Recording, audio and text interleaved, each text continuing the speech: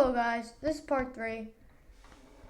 So as I foreshadowed, there's going to be some interesting stuff that is happening.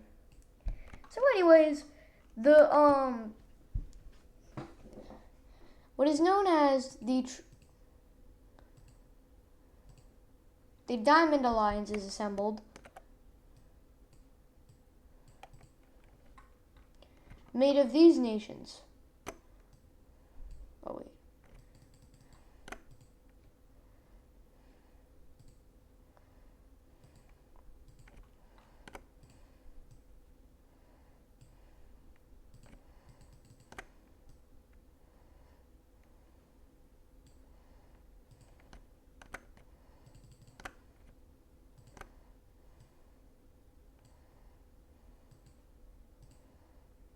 Anyways, point is, so basically once this alliance is assembled of these nations,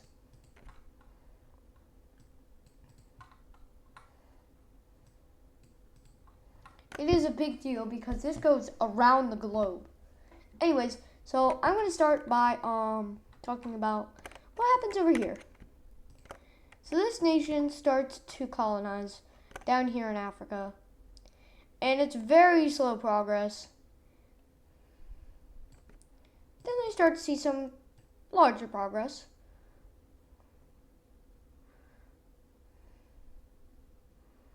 And then their colonization age is over for now, as they don't want to do anything more than that. So then there's a few powers that are arguably the great power in this world, but there's only one that exists, and that power has just been made. Starting with this, starting with this land, it expands and it encircles this land and makes this official land its landmass. But it still has room to expand. It starts to expand across the Orange Nation's border, and then it starts to get power-hungry ideas. And by that, I mean it establishes itself as an empire, which no one really recognizes because of their size not being that large. So then they have to prove themselves. And how they do that, you may ask? Well, let me show you. So they first start by gaining all this land, taking Crimea and a bit of this.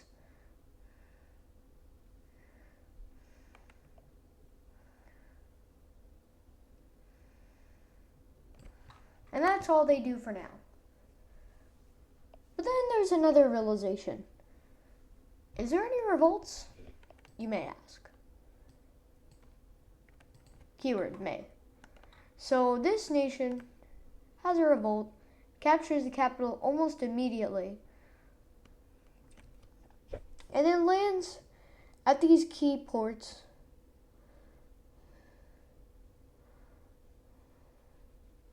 leading to the total devastation of the empire, which leads to a peace treaty. So the peace treaty is that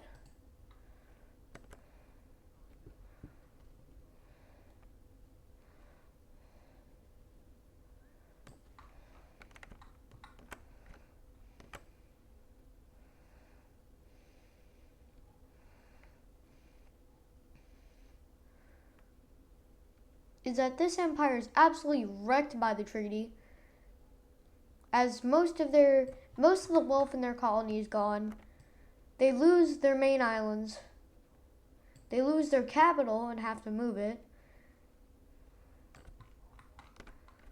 And they lose half of the island. So then once they're absolutely wrecked by the civil war, they have only one choice, and that is to completely discombobulate. But they don't do that quite yet, as they establish themselves still as the empire that once ruled these lands. So then the Chinese nation, seeing an opportunity, goes to invade. They see mild success at first, but then start to see larger success once they capture key rivers and key landmarks. It ultimately culminates when they capture this entire peninsula, and then the peace treaty easily annexes all of this. So then you're probably wondering, well, is this nation reestablished? Yes, the empire gains its pride back. That old empire is completely destroyed, and in a matter of months, it's wiped off the map. But then this nation also descends into civil war. As a lighter dark green starts to arise, oh wait, no, not lighter dark green.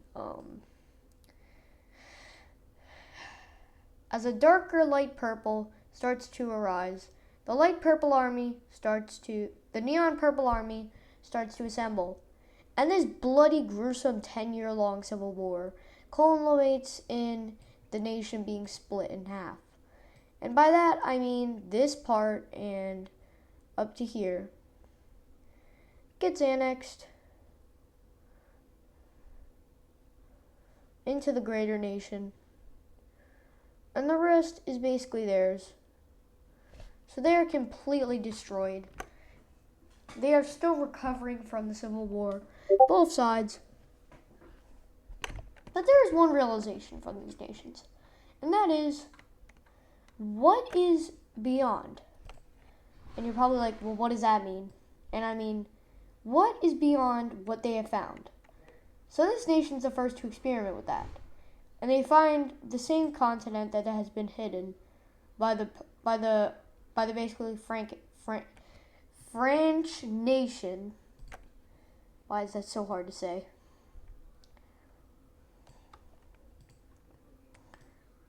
So then it expands here. And then it's a very large empire.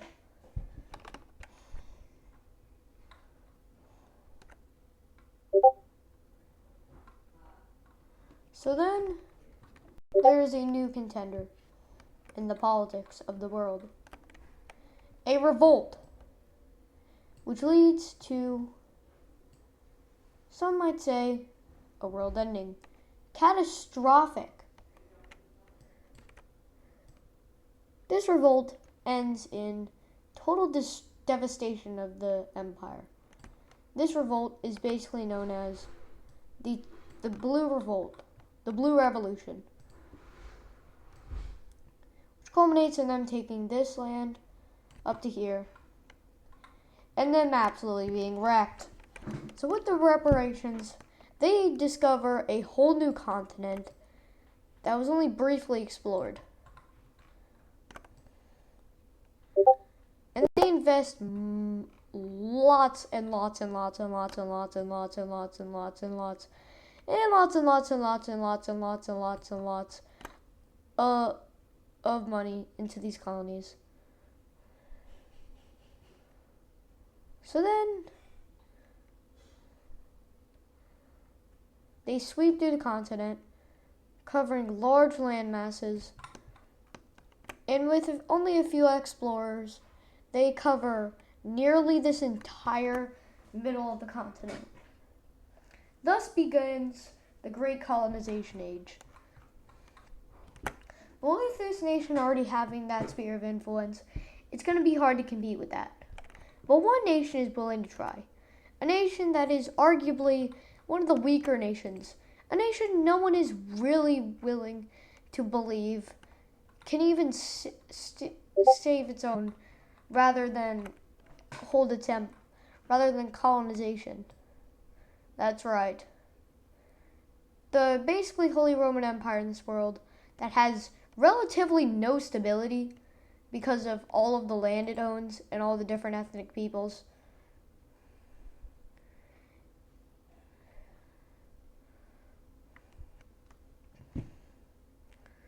The only thing that's keeping them together is the realization that they don't want to be taken over by another power. So colonization is basically what they think will help them.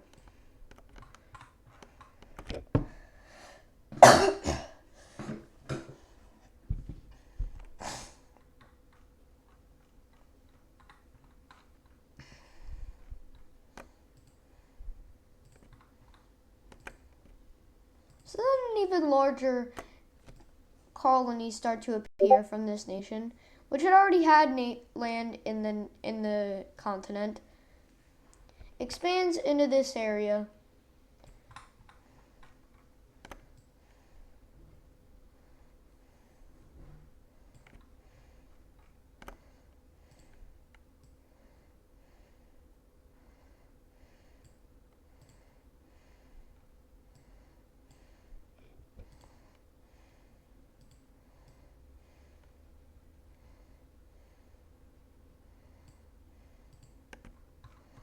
Anyways, so basically, this nation expands its colonies westward and southwest.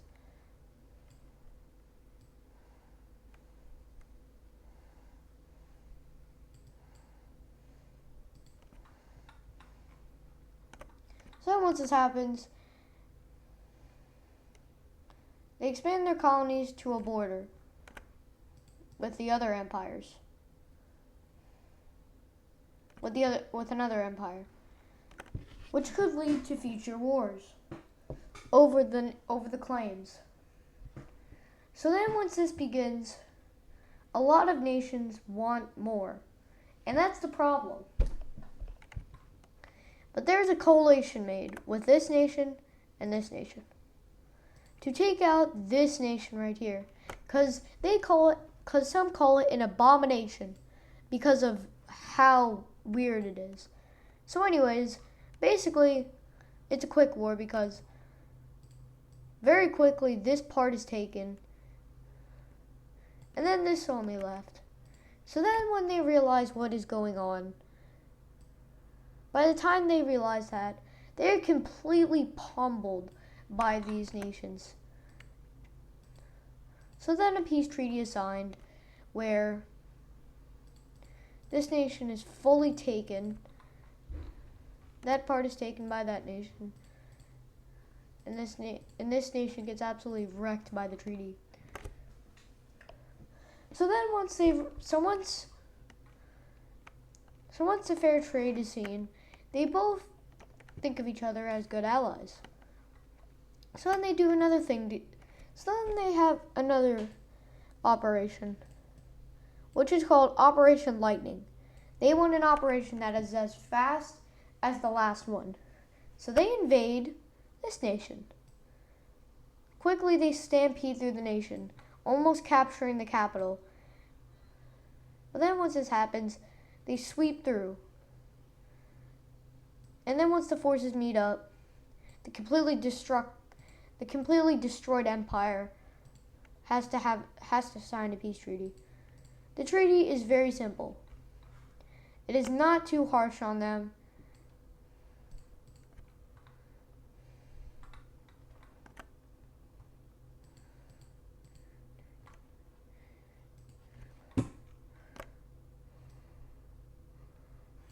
It is not too destructive on them, but it is still a wrecking blow to them and their economy. So then this nation absolutely is wrecked by the treaty. And by wrecked, I mean their economy is in ruins. Their politics are very unstable.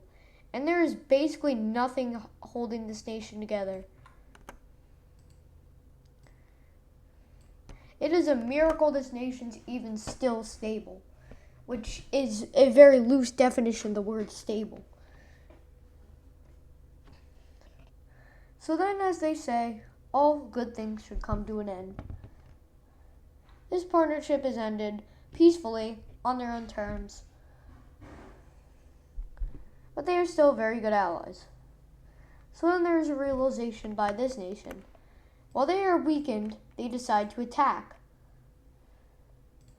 Believing this is their land, because it kind of is, they invade to reclaim their homeland.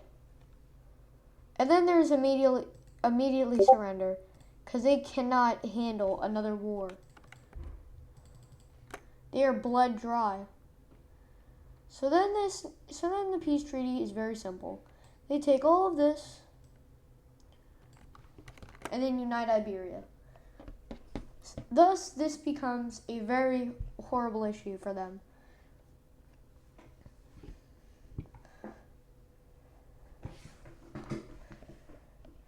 But this nation is still stable because of an alliance that they have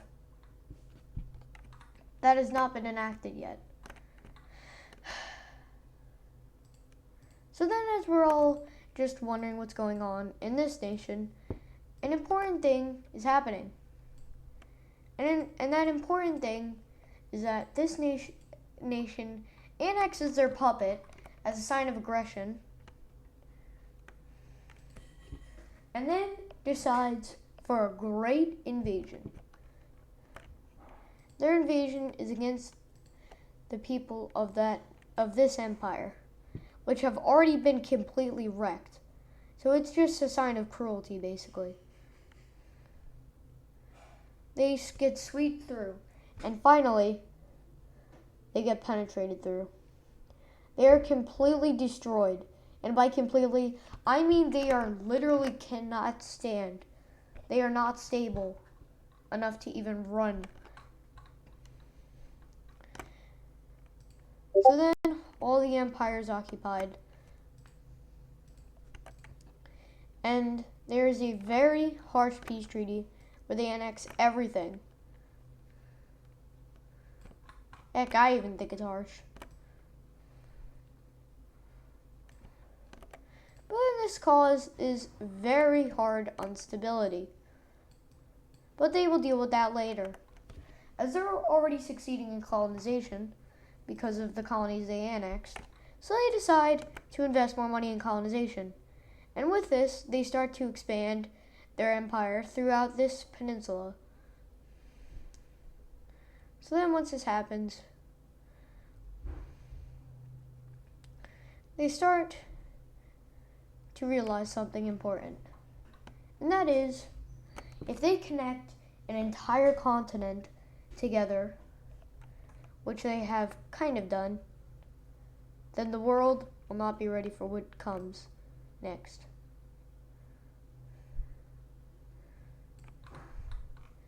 And what comes next is a full-on war. But before we get into that, an interesting thing is that they annex that part and they easily take.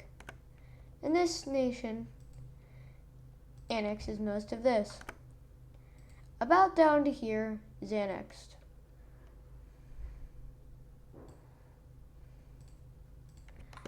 So then there's great powers that are ruling the nations. These great powers are using their power very precisely to their sweet advantage. So then there is another expansion towards this area. The expansion is a very large one, as in a very gruesome war against people living there. They take all of this. Oh, I did not mean to do that. Where did I mess up?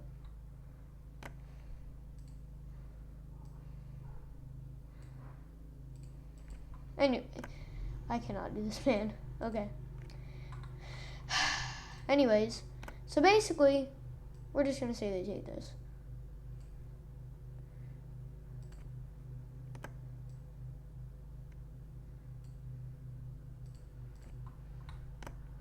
Anyways, basically, my point is they expand their empire even more than they already have, which is a very horrible sign, as almost the entire Americas are colonized. And with this, more problems erupt. That will be the end of this episode. Hope you enjoyed, and bye.